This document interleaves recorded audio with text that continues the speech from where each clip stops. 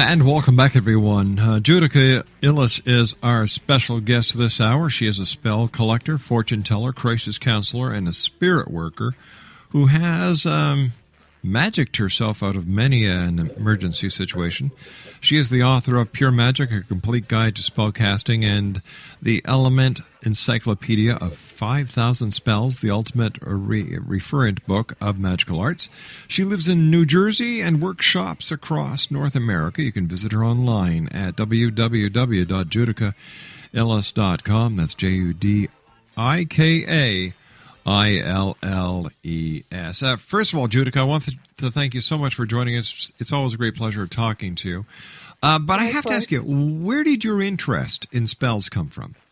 Oh, God, I don't know. Since I was a little girl, since I was tiny, I've just always had a love for, people would, I grew up on fairy tales. And even when I was 3, 4 years old, they'd read Hansel and Gretel to me, and I identified with the witch, not the children. So, I don't know. It's always been, some of us just were called early. It's really been that music. I've been having such a good time listening to the wonderful music you've been playing. They're my two eternal loves.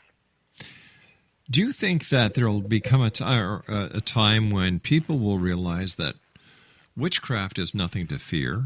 It's actually a very ancient religion. No one I know has ever had anything negative happen to them because of witchcraft. In fact, witchcraft is to me a religion of love, not only for each other but for nature. I think every religion on earth, and literally every one, the majority of their adherents are, kind, good people. And every religion certainly has people who are not so kind. But that's how people are. That's not necessarily a reflection of the religion. There are unhappy people, and unhappy people sometimes behave badly. And they could come from any walk of life. Not necessarily, they're not necessarily interested in the magical arts or in witchcraft or in a nature-based religion. That could be anywhere. People are, one thing to think about is that anything that is unknown or that we don't know how it works appears very mysterious. I was reading books from the early days of electricity and magnetism. People perceive them as very mysterious. It was a strange occult force.